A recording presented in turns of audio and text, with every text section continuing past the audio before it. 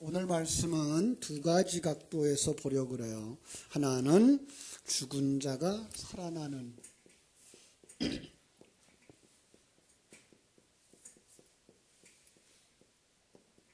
자, 먼저 이 부분 생각하고 가겠습니다. 자, 성경 속에 나사로야 나오라 라고 부르는 이 이야기. 나사로야 나오라. 나사로가 어떤 상태에 있었죠? 죽었다 그래서요. 죽었다. 이제 요즘 계속해서 이렇게 다루고 있는 것 가운데 하나가 죽었다는 말은 무엇을 의미한다? 영적인 생명이 없는. 그렇다면 영적이 없는 사람을 살렸다라고 하는 것은 무슨 얘기죠?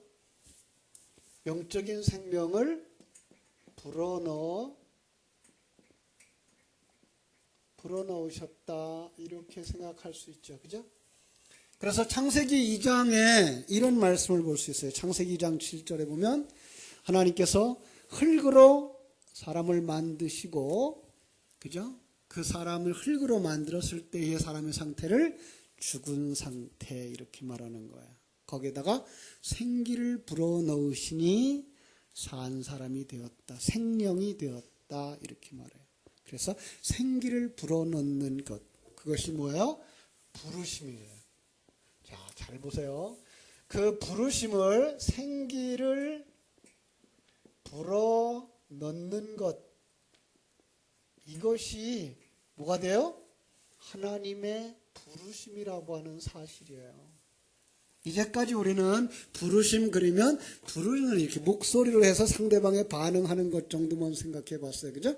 그런데 조금 더 깊이 생각해 보면 하나님의 부르심이라고 하는 건 하나님의 생명을 불어넣으시는 거예요. 왜냐하면 죽은 자는, 그죠? 죽은 자는 하나님의 생기가 들어가기 전에는 반응할 수도 없고, 그죠? 대답할 수도 없기 때문에 그런 거예요. 우리가 그 똑같은 이야기를 에스겔서 37장에서 볼 수 있죠. 에스겔서 37장에 보면 에스겔을 어디로 골짜기로 끌고 가죠. 글쪽으로 골짜기로 끌고 가요. 가니까 뭐가 있어요? 마른 뼈들이 있는 거예요. 마른 뼈들. 그게 죽었다라는 얘기예요. 마른 뼈들을 향하여서 뭐라 그래요? 태어나라. 생기야 들어가라 라고 말하자. 태어나니까 그 뼈들이 들어맞고 거기에 살들이 오르고 근육이 오르고 살껍질이 생기고 그 다음에 그들이 군대를 이루었다라고 하는 이야기를 하고 있어요.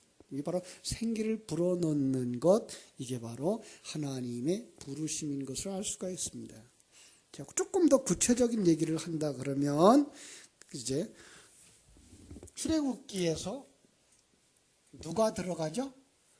이스라엘 백성들을 구원하기 위해 하나님은 거기다 누구를 보내요? 모세를 보내죠. 그죠? 그러니까 모세는 누구의 상징이에요? 예수 그리스도의 상징이에요. 그래서 예수, 여기는 이제 모세지만 모세가 어떻게 해요? 그들을 데리러 들어가서, 그죠? 그들을 이끌고 출애굽하는 것, 그 출애굽하는 것을 창세기 12장 1절로 3절에서 있는 말씀으로 보면 내 본토 친척 아비집을 떠나 내가 내게 지시할 땅으로 가는 것, 그죠? 그래서 본토 친척 아비집을 떠나서 가나안 땅에 들어가는 것, 이게 하나님의 부르심인 거예요. 하나님의 부르심은 시작만 있는 게 아니고 사실은 어디까지 되는가 하면 완성까지가 포함되어졌어요. 왜 그래요? 하나님이 시작하신 일은 중도에 실패하는 일이 없기 때문에 우리는 이 부르심은 완성까지가 포함되어져 있는 부르심인 것을 볼 수가 있습니다. 그죠? 신약에 오면은 주님께서 이 부르심을 어떻게 부르죠? 신약에 오면 마태복음 4장에서 나를 따라오너라 내가 너희로 사람을 낚는 어부가 되게 하리라 라고 해서 그 살리는, 죽은 자를 살리는 것과 함께 시작해서 무엇이 나오는가 하면 사명으로의 부르심인 것을 알 수가 있어요. 그러니까 하나님이 우리를 부르신 것은 그냥 우리를 구원으로만 부르신 게 아니라 사명자로의 부르심이 거기에 포함되어져 있다라고 하는 것 기억하시면 되겠습니다. 자, 요거를 조금 더 신약적인 각도에서 보자고요. 생기를 불어넣는 것, 예수가 들어가서 그를 이끌어내는 것, 요걸 조금 더 구체적인 그림으로 우리에게 남겨준 하나의 사건이 있는데 그게 뭔가 하면 내 살을 먹고 내 피를 마시는 것, 이거예요. 그러니까 성찬은 예수의 살이 우리 속에 들어오는 거예요. 예수의 살이 들어오고 예수의 피가 들어오는 걸 그건 뭐예요? 생명이에요. 하나님의 생명이 우리 안에 들어와서 우리로 하여금 하나님의 사람 되게 하는 것, 이렇게 말하고 있습니다. 자, 이것이 바로 하나님이 우리를 부르심이에요. 그 부르심은 소요리문답 첫 번째 질문에서 늘 대답하는 것처럼 우리 인간을 창조한 창조의 목적을 발견하게 하죠. 하나님이 왜 우리를 창조했어요? 하나님을 영화롭게 하는 것. 하나님을 영화롭게 하는 것이 뭘까요? 하나님이 우리 안에 들어오면 나라고 하는 색깔과 나라고 하는 의지가 완전히 사라질 때 내 안에 있는 하나님은 그대로 밖으로 드러나는 거. 그러니까 내 모습을 지으신 하나님의 본래의 목적대로 우리가 드러나는 것. 이게 뭐예요? 하나님의 영화롭게 하는 것, 하나님의 영광을 드러내는 것, 하나님께 영광을 돌리는 것, 이렇게 말하는 거죠. 그죠? 그런데 그걸 갖다가 영원토록 즐거워하는 것. 영원이란 단어는 이 시간과 공간 세계 속의 단어가 아니에요. 이 시간과 공간 세계 속의 단어는 영원이라고 쓸 수가 없어요. 내가 당신을 영원히 사랑합니다. 그러면 거짓말이에요. 왜? 거짓말하도 좋죠? 우리는 기껏 살아봐야 7, 80년, 100년이에요. 그죠? 내가 당신을 영원히 사랑한다는 이 시간과 공간 세계의 언어로는 영원이라는 단어가 맞질 않아요. 근데 이제 여러분들은, 그리고 우리는 그 말을 쓸 수 있어요. 왜냐하면 여러분과 나는 얼만큼 살 사람들이에요? 영원히 살 사람들이니까. 그죠? 우리는 이제 영원히 사랑합니다라는 말을 할 수가 있어요. 어디까지 사랑할까요? 천국 가서까지. 왜요? 천국 가서도 보기 싫을 것 같아요? 그러면 곤란해요. 천국에는 아랫방과 윗방이 있다 없다? 없어요. 이 칸하고 저 칸하고 있을까요 없을까요? 없어요. 목사 칸하고 집사 칸하고 있을까요 없을까요? 없어요. 거기는 다 그리스도의 한 몸인 것을 우리가 알게 돼서 우리는 영원히 사랑할 수 있는 사람들이에요. 그런데 우리 세상 속에서는 그 말이 필요하지 않다라고 말하는 거예요. 자, 오늘 저는 이 말씀을 우리 이제 강도사님이 목사님 되셨는데 우리 이형 목사님에게 이 말씀을 드리고 싶은 거예요. 이 부르심은 어떤 거예요? 또 하나 사명으로의 부르심인 거예요. 특별히 오늘 새벽이 본문이 에스겔서였어요. 우리 한번 에스겔서로 가보겠습니다. 에스겔서 2장으로 가서 보겠습니다. 에스겔서 2장 1절부터 조금 길지만 우리 같이 읽겠습니다. 1절에서 10절. 오늘 새벽에 읽었던 본문인데요. 같이 한번 읽겠습니다. 시작. 그가 내게 이르시되 인자야 네 발로 일어서라 네가 내게 말하리라 하시며 그가 내게 말씀하실 때에 그 영이 내게 임하사 나를 일으켜 네 발로 세우시기로 내가 그 말씀하시는 자의 소리를 들으니 내게 이르시되 인자야 내가 너를 이스라엘 자손 곧 패역한 백성 나를 배반한 자에게 보내노라 그들과 그 조상들이 내게 범죄하여 오늘까지 이르렀나니 이 자손은 얼굴이 뻔뻔하고 마음이 굳은 자니라 내가 너를 그들에게 보내노니 너는 그들에게 이르기를 주 여호와의 말씀이 이러하시다 하라 그들은 패역한 족속이라 그들이 듣든지 아니 듣든지 그들 가운데에 선지자가 있음을 알지니라 인자야 너는 비록 비록 가시와 찔레와 함께 있으며 전갈 가운데에 거주할지라도 그들을 두려워하지 말고 그들의 말을 두려워하지 말지어다. 그들은 패역한 족속이라도 그 말을 두려워하지 말며 그 얼굴을 무서워하지 말지어다. 그들은 심히 패역한지라. 그들을 듣든지 안 듣든지 너는 내 말로 고할지어다. 너 인자야, 내가 네게 이르는 말을 듣고 그 패역한 족속같이 패역하지 말고 네 입을 벌리고 내가 네게 주시는 것을 먹으라 하시기로. 내가 보니 보라, 한 손이 나를 향하여 펴지고 보라, 그 안에 두루마리 책이 있더라. 그가 그것을 내 앞에 펴시니 그 안팎에 글이 있는데 그 위에 애가와 애곡과 재앙의 말이 기록되었더라. 예, 여기서부터 살펴보겠습니다. 여호와의 말씀이 1장에서도 나와요. 1장 보면 1장 3절에 갈대아 땅 그발강가에서 여호와의 말씀이 부시의 아들 제사장 나 에스겔에게 특별히 임하고, 특별히라고 하는 단어는 그렇게 특별이라는 뜻은 없어요. 있다가 강조된 거예요. 하야예요. 그 뭔가 하면 내게 있었다를 강조하는 거. 내 위에 있었다라고 하는 무엇이? 여호와의 말씀이, 하나님의 권능이. 예. 그러니까 하나님의 사람에게 뭐가 임한 거예요? 생기가 임한 거예요. 하나님의 생명이 임한 거예요. 하나님의 능력이 임한 거예요. 예수 그리스도가 들어오신 거예요. 진리가 오신 거예요. 그렇죠? 어떻게 되죠? 충만되게 되는 거죠. 오시고 오시면이죠. 특별히가 아니라 오시고 오시면이에요. 임하고 임하면 뭐예요? 충만한 거예요. 충만하면 뭐가 보였을까요? 1장 4절로 28절에서 보이는 천국의 환상이 보이는 거예요. 그러니까 천국이 보이는 거예요. 거기에 나타난 건 내 생물이 나타나요. 그죠? 내 생물 이렇게 쭉 설명되어져 있는데 그거 다 설명하지 않아도 돼요. 어디서 보았죠? 요한계시록을 공부하신 분들은 요한계시록 4장에서 보이는 내 생물과 똑같은 거예요. 내 생물은 뭐였을까요? 사자 같고 그 다음에 인자 같고, 그죠? 독수리 같고, 바로 그런 부분이에요. 근데 그것도 우리는 뭘 통해서 알 수가 있어요?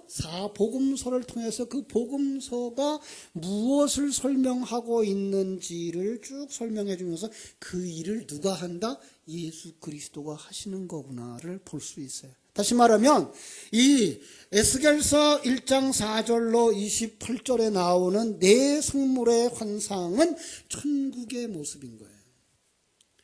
왜 천국의 모습을 먼저 보여줬을까요? 그가 이제부터 영적 전쟁을 해야 될 텐데 그 영적 전쟁은 반드시 승리할 거다라고 하는 하나님의 확증이에요. 그래서 이렇게 먼저 하늘의 환상을 딱 보여준 다음에 다시 한번 그를 부르신 게 2장이에요. 2장에서 뭐라 그랬어요? 인자야, 네 발로 일어서라. 내가 내게 말을 하리라 라고 부르셨어요. 그죠? 자, 하나님이 말씀의 사역자로 이제 에스겔을 부른 그 모습, 그들을 불러 세울 때에 그들은 항상 변명을 했어요. 여러분, 성경 속에서 하나님이 하나님의 사람들을 부르실 때에 모세를 뭐라고 변명했죠? 내 입이 둔하다 그랬어요. 여러분, 이 모세가 입이 둔했을까요?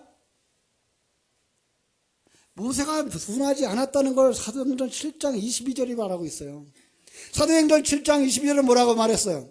모세가 애굽 사람의 모든 지혜로 배워 그의 말과 행사가 능하였더라. 예, 말도 능하고 일하는 것도 능한 사람이에요. 그런데 왜 나는 말이 둔하오니 그랬을까요? 영적인 세계의 말을 시작하려고 하니까 둔한 거예요. 예, 우리 한국말을 잘하던 사람들에게 너 중국에 가서 선교해라 그러니까 나 중국말 모르는데요. 이러는 거가 똑같은 거예요. 그죠? 세상 것들만 가득 차 있는 우리들에게 너 하늘의 말을 해라 그러니까 나 하늘나라에 대해서 잘 모르는데 이 말과 똑같은 거예요. 그죠?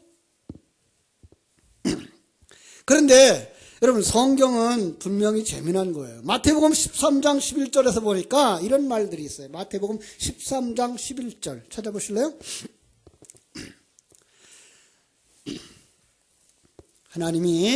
예수님이 그 제자들에게 이런 말을 해요. 13장 11절.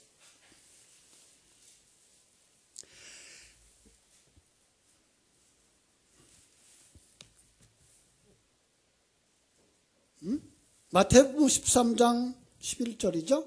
자, 대답하여 이르되 천국의 비밀을 아는 것이 너에게는 허락되었으나 그들에게는 아니 되었다. 무릇 있는 자는 받아 넉넉하게 되되 말 없는 자는 그 있는 것도 빼앗기리라. 이렇게 말씀하고 있어요.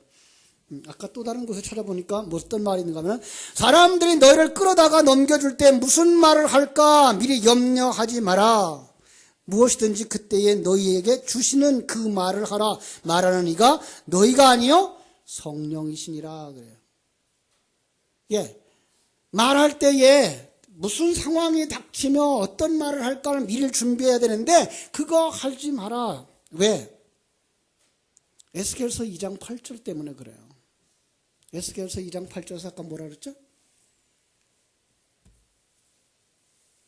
그 손에 있는 두루마기를 가져다 먹으라 그랬어요. 예.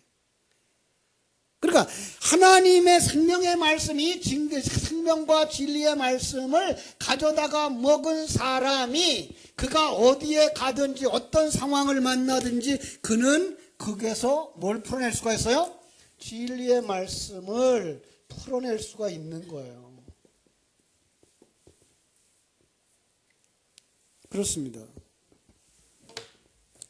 우리가 재미난 건 에스겔서 3장 3절에도 보니까 그 뭐라고 되어 있는가 하면 내게 이르시되 인자야 내가 네게 주는 이 두루마리를 네 배에 넣으며 네 창자에 채우라 하시기에 내가 먹으니 그것이 내 입에서 달기와 꿀과 같았더라. 시편 119편 103절과 같은 말씀이죠.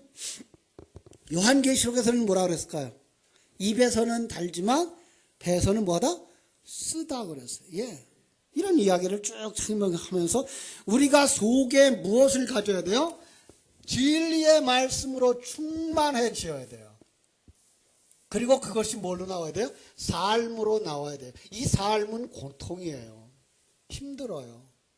그런데 이 진리와 삶이 있는 사람에게는 어디에 가든지 어떤 상황에 처하든지 거기에 적합한 말씀을 하나님이 주신다는 거예요. 그것으로 진리로 해석해낼 수 있다고 하는 이야기예요. 그죠? 요한계시록 10장 10절에서 말씀했죠. 내 입에는 꿀과 같다. 그러나 먹은 후에는 내 배에서 쓰게 되더라. 그것이 소화되어져야 마태복음 13장 52절이 가능한 거예요. 그죠? 마태복음 13장 52절에 무슨 말씀이 있을까요? 13장 52절. 아까 봤어요? 안 봤나? 13장 52절. 예, 예수께서 이르시되 그러므로 천국의 제자된 서기관마다 마치 새 것과 옛 것을 그 곳간에서 내오는 주인과 같으니라. 학사 에스라가 생각나죠? 그는 성경을 쭉 가려다가 아침부터 저녁 때까지 설교할 수 있는 사람, 곳곳에서 필요한 말씀을 다 가져다가 그들의 필요를 채워서 다 설교해 줄 수 있는 사람, 그죠? 구약과 신약을 마음대로 활용해서 복음을 전할 수 있는 사람, 그죠? 그런데 각오하라고 말씀해요. 말씀의 사역자한테 두 번째로 말씀을 채워라. 두 번째로 각오하라. 왜 각오하라 그랬을까요? 그죠? 2장 7절. 에스겔서 2장 7절. 그들이 심히 패역한 자라. 그들의 듣든지 아니 듣든지 너는 내 말로 고할지니라. 그들이 4절에도 그래요. 이 자손이 얼굴이 뻔뻔하고 마음이 굳은 자라. 내가 너를 그들에게 보내노니 너는 그들에게 이르기를 주 여호와의 말씀이 이러하다라고만 말하라. 여러분 이사야서 55장 10절로 11절에도 그렇게 말씀을 했어요. 이사야서 6장 9절. 듣기는 들어도 깨닫지 못하며 보기는 보아도 알지 못할 것이다. 나아가서 복음을 전하는 현장은 진리를 전하면 아멘하고 척척 받아먹는 환경이 아니라 그들은 패역한 자라는 거예요. 패역하대요. 목이 곧은 자래요. 듣긴 들어도 깨닫지 못하고 보긴 보아도 알지 못하는 자들이에요. 어렵죠. 마치 마른 뼈에게 명령하는 것과 같을 거다라고 성경은 말하고 있어요. 이제 이 목사님이죠. 앞으로 단단하게 각오해야 돼요. 목회? 그게 그렇게 쉬운 거 아니에요. 설교? 그렇게 쉬운 게 아니에요. 그래서 정말 진리의 말씀을 충만히 채우고 마른 담벼락 앞에서 설교한다는 생각을 가지고 서서 설교해야 돼요. 그들이 듣든지 아니 듣든지 뭐라 그래요? 너는 내 말로 고할지니라요. 바울 사도도 이게 힘들었어요. 그래서 아덴에서 어떻게 했어요? 설교를 바꿔서 했어요. 알아듣기 속게 했어요. 그랬더니 하나도 못 알아듣더라요. 못 알아들은 게 아니라 그가 하는 세상 얘기로 했더니 그들 속에서 하나도 열매가 없더라요. 그래서 그때부터 그는 무엇만 전하기로 했어요? 예수와 십자가만 전하기로 했어요. 다시 말하면 십자가만 전하기로 한 거예요. 여러분, 예수와 십자가는 보이지 않는 것들이에요. 사람들은 보이는 걸 찾아요. 보이는 것을 목표로 주어주고 보이는 것을 결과로 약속할 때 사람들은 훌쩍 좋아서 따라가게 돼 있어요. 이게 지금 갈라디아서 우리가 주일 오후마다 살펴보는 갈라디아서의 상황이거든요.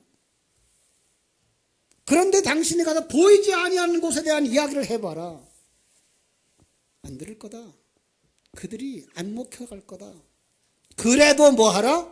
너는 내 말로 고하라. 실망하지 마라. 실망하지 마라.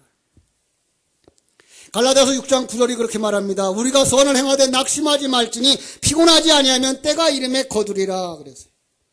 지난주에 했던 말씀이죠. 이사야서 55장 10절로 11절 말씀과 같이 비와 눈이 와서 하늘로부터 내려서 그리로 되돌아가지 아니하고 땅을 적셔서 소출을 나게 하며 그죠? 싹이 나게 하며 파종하는 자에게 종자를 주며 먹는 자에게는 양식을 줌과 같이 내 입에서 나오는 말은 이와 같이 헛되이 내게로 돌아오지 아니하고 나의 기뻐하는 뜻을 이루며 내가 보낸 것에 형통할 것이다 말씀하셨어요. 이거 기대해야 돼요. 무엇이 역사가 일어나기를 기대해요? 하나님의 말씀을 전했더니 하나님의 말씀을 듣는 자가 있는 거예요. 초롱성벽 같은 곳을 달걀을 치고 들어가는데 그 초롱성벽이 깨지는 거예요. 그 중에 어떤 사람이 일어나는 거예요. 듣는 자가 생겨나는 거예요. 이게 기적인 거예요. 이게 하나님의 사역인 거예요. 그때까지 우리는 실망하면 안 돼요. 이번에도 노회에도 우리 동기들을 여러 사람 만났는데 그분들이 한결같은 마음의 부담이 내가 하나님께 해드린 게 없어. 제가 목회를 25년이나 했는데 30년이나 했는데 교회는 아직도 여전히 작은 교회, 경제적인 도움을 받지 않으면 일어서지 못하는 그런 상황. 거기서 마음의 아픔들이 있더라고요. 여러분, 목사가 무슨 큰일을 할 수 있어요? 아니, 하나님이 하셔야 되죠. 목사는 참 하나님 앞에 큰 은혜를 받은 사람들이에요. 왜? 그 메시지를 계속해서 전해야만 하는. 그런데 그 메시지를 계속 전할 때 상대방은 하나님이 바꾸시는 거고 더 감사한 건 내가 그 설교에 나 바뀌어지는 거예요. 그러니까 설교를 그렇게 계속 반복하는 동안에 내가 변하는 거예요. 저는 우리 동기들한테 늘 그런 얘기예요. 나 한 사람 온전히 변화되어져서 천국 가는 거야. 큰 일을 했다고 대형 교회 부러워할 거 없어. 그분들도 천국에 가선 그분 한 분 구원받은 거야. 그 일 누가 했어요? 하나님이. 당신이 과연 시간과 그 공간의 세계 속에서 사명을 가지고 헌신하고 최선을 다했다면 더 이상 결과에 대해서 말하지 말자. 여러분, 우리는 하나님 앞에 나예요. 하나님이 보시는 것, 우리가 어떤 일을 했다가 아니라 내가 하나님의 사람으로 섰느냐. 이 사역을 하면서 내가 정말 하나님이 내 안에서 주인 되시고 나는 그의 도구로서의 삶을 살아갔느냐. 그렇다면 우리는 정말 잘 만들어진 자다. 그거 보고 가자. 그렇습니다. 더군다나 요즘 들어서 이제 교회를 개척하시는 분들의 상황들, 작은 교회들의 상황들을 보면서 우리는 이런 위로가 절대적으로 필요해요. 사실은 목사 안수를 하는 그 강사들, 그 강단에 서서 메시지를 전하는 많은 분들, 자기들은 이런 경험을 했고 이렇게 살아왔고 그랬더니 하나님이 이렇게 오늘 세워주셨다라고 말하는데, 그거보다 더 중요한 거, 나 하나. 여러분, 신앙생활 속에서 우리가 어떤 큰 일을 했다? 아니요. 그 봉사와 그 수고를 통해서 나 하나 변하는 거예요. 그 나의 변함을 통해서, 나를 통해서 드러나는 그 진리의 말씀을 통해서 다른 사람이 변하는 건 그 말씀, 누구예요? 하나님이 하시는 거예요. 하나님이 하시는 거예요. 그 일에 나를 세우셨으면 거기서 내가 최선을 다하는 거로 우리는 만족하고 갈 수 있는 거예요. 자, 그래서 가장 가까이는 사명자 자신, 그리고 그 생명을 가졌다면 그 자손들, 그리고 그 사람 주변에 있는 사람들, 그 속에서 하나님의 택한 자들은 뭐 하더라? 귀가 열리더라. 하나님의 생명이 있는 자들은 그 속에서 일어나는 거야. 하나님의 사람으로. 그게 뭐예요? 뿌린 대로 거두는 거예요. 너무 급해요, 사람들. 그죠? 어떤 때는 그 사람의 일생을 통해서 뿌린 것이 그 사람이 지고 나서 그때 일어날 수도 있어요. 그럼요. 근데 우리는 언제 생각해요? 씨를 오늘 뿌려놓고 내일 거두고 싶어서 낫을 들고 나간다. 안 되죠. 예. 그 말씀이 그들 속에서 싹이 나고 뿌리가 나고 그 다음에 자라나면서 비바람과 눈보라와 싸우고 그리고 꽃이 피고 열매 맺었을 때에 겨우 보여진다면 그것이 10년이 걸릴 수도 있고 20년이 걸릴 수도 있는 거야. 너무 조급하지 마세요. 여러분, 우리 자녀들을 양육하는 부모님들도 마찬가지예요. 우리 자녀들이 한순간에 변화할 거라? 아니요. 그렇게 쉽질 않아요. 특별히 우리는 하나님의 형상대로 지음받은 자들이에요.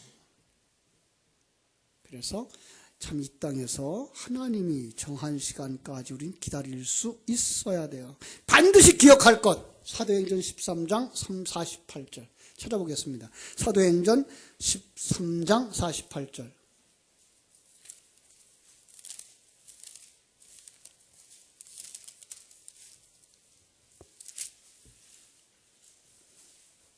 뭐라고 되어 있죠? 이방인들이 듣고 기뻐하여 하나님의 말씀을 찬송하며 영생 주시기로 작정된 자는 다 믿더라. 믿습니까? 예, 이거예요. 하나님이 택하신 백성들, 하나님이 작정하신 그 사람들은 하나님께서 하셔요. 이 말을 또 오해하지 마세요. 우리가 너무나 이 단어들을 관념적으로 해석들을 잘해요. 그게 뭔가 하면 하나님이 택했으면 그가 어떻게 살든지 하나님이 어떻게 해서든지 구원하시겠지 이쪽으로 가버려요. 우리는. 왜냐하면 칼빈주의의 그 예정론이 너무나 운명적 예정론을 가지고 있기 때문에. 그렇지 않습니다. 여러분, 우리는 정말 최선의 노력을 다 해야 돼요. 왜요? 우리의 구원의 문제는 장난이 아니에요. 우리의 구원의 문제는 정말 사느냐 죽느냐 하는 이런 기로에 서 있는 거거든요. 그래서 우리가 생명의 말씀으로 거듭나서 하나님 자녀 되겠다고 하는 열정이 있어서 진리와 생명의 말씀을 찾아가는 노력들과 그것을 되새김질하는 작업들이 필요한 거예요. 그럴 때에 진리의 말씀이 그들 속에서 터지는 거예요. 그리고 그것이 그의 생명이 되어지고 꽃이 피고 열매가 맺는 거예요. 뒤로 돌아서서 일생을 다 지내서 신앙생활로 완성되어진 그가 돌이켜볼 때에 걸어온 길을 보면서 하나님이 택하신 인생이었고 하나님의 인도하심이었구나. 이 모든 것이 합력해서 나를 오늘 만들게 하셨구나를 볼 수 있는 사람. 그가 하나님의 예정을 아는 사람. 하나님의 예정 가운데 있는 사람이에요. 그러나 잊어버리지 말 것. 우리에게 일하는 그것 때문에 아무도 듣지 않는 것 같고 공연히 헛수고하는 것 같다고 할지 모르지만 그때 기억하는 게 뭐예요? 하나님이 택한 백성들 속에서는 생명이 살아난다라는 거예요. 스데반의 설교 누가 돌아왔죠? 사울이 돌아왔어요. 그죠? 그는 그것 설교 한편 하고 돌에 맞아 죽었어요. 그런데 놀라운 사실은 그 속에서 하나님이 택하셨던 자 사울이, 그죠? 누가 그를 택했다고 받겠어요? 이제까지도 교회를 핍박하는 자였는데 그 속에서 돌아오는 거예요.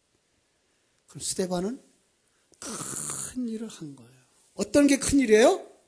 요한복음 1장 50절 구원받게 하는 일을 한 거예요.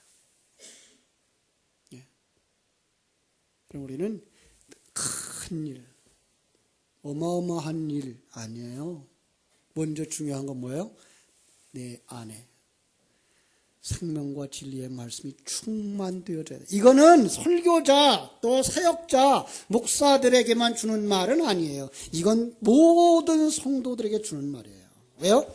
첫 번째, 하나님의 택한 자로 부르심을 받은 자들은 모두가 다 진리로 충만되어져서 사명적 부름을 하고 있기 때문에 그런 거예요. 이제는 여러분들이 그 진리의 말씀을 가지고 나가서 전하는 자 되셔야 돼요. 여러분의 자신에게, 두 번째로 여러분 자손에게, 여러분 주변의 사람에게 내가 받은 그 생명 가지고 나눠줘야 되는 거예요. 그래서 그들과 함께 가르치는 자와 가르침을 받는 자가 뭘 나눠요? 좋은 것, 모든 좋은 것을 함께 하는 그 진리 가운데에서 함께 만들어져 가는 자리로 가셔야 되는 거예요. 그 앞장서서 일을 해야 되는 것이 사역자들이기는 해요. 그러나 사역자에 국한되지 아니하고 모든 성도들도 바로 진리로 거듭난 자며 그들에게 하나님의 세계가 보여지며 그러고 나면 그를 통해서 일어나는 모든 환경 속에서 하나님의 사역을 하셔야 돼요. 그것이 있을 때에 여러분들 속에 생명은 뿌리를 내리고 자라나고 꽃이 피고 열매를 맺게 되는 거예요. 그때에 그 삶 속에서, 그 사역 속에서 아름다운 열매가 맺혀진다는 사실 마음에 굳게 깨달아 하시고 매일 매 순간을 진리를 묵상하면서 그리스도의 장성한 분량까지 자라가 하나님께 영광 돌리는 하나님의 부르심을 받은 자들 다 되시기를 주님의 이름으로 축복합니다. 기도하겠습니다. 하나님 우리 아버지, 성경 속에서 곳곳에서 하나님의 부르심을 볼 수가 있었습니다. 창세기 3장 속에서 아담을 부르시는 하나님의 음성을 비롯해서 이제 하나님께서 아브라함을 부르시는 모습, 또 출애굽을 시키기 위해서 모세를 부르시는 모습, 성경 속에서 하나님의 선지자들을 부르시는 모습, 신약 성경에 와서 제자들을 부르시는 모습, 그 모습 속에서 우리는 나를 부르시는 하나님의 음성을 들을 수 있는 자들이 되게 하심을 감사합니다. 구원으로서의 부름뿐만 아니라 진리와 생명으로 충만히 채워서 하늘 소망이 가득한 자가 되게 하시고 우리를 이 마지막 때에 말씀의 사역자로 부르고 계시다는 사실을 깨달아 알게 하여 주시옵소서. 목사가 된 목사들만이 아니라 오늘 모든 성도들은 이제 그 진리의 말씀으로 충만되어져서 또 다른 자들을 양육할 수 있는 그때에 우리가 잊어버리지 말아야 될 것, 우리가 말씀을 전할 때에 그들은 하나도 들을 수가 없는 귀가 막힌 자들이고 눈이 먼 자들이고 마른 뼈처럼 반응하지 못하는 자들, 그러나 그 속에 하나님이 하나님의 생명들이 있음을 알게 하셔서 두려워하지 않도록 하시며 강하고 담대하게 복음을 전하고 실망하지 않도록 하시는 줄로 믿습니다. 가장 가까이는 자기 속에 새 사람을 완성시켜가며 자기 자녀들 속에 진리와 생명의 말씀을 전할 수 있으며 하나님이 허락하신 내 주변의 사람들 속에 하늘 생명이 전달되어져 살아나는 역사들이 일어나게 해 주시기를 간절히 소원합니다. 아버지 하나님, 하나님은 분명히 성경 속에서 약속하신 그 말씀들을 이루셨습니다. 그래서 선지자들의 예언은 성취되어졌고 진리의 말씀은 이루어졌습니다. 오늘 나는 지금 어디에 있는지 다시 한번 생각해 볼 수 있게 하여 주시옵소서. 그리고 내가 어떤 형편 속에서 어떻게 그리스도의 사명을 감당해야 될 자들인지 오늘 이 저녁에도 주의 부르심을 받는 귀한 시간이 되게 하여 주시옵소서. 주께서 이 시간도 큰 은혜를 채워주시기를 소원하며 예수님의 이름으로 기도하옵나이다. 아멘.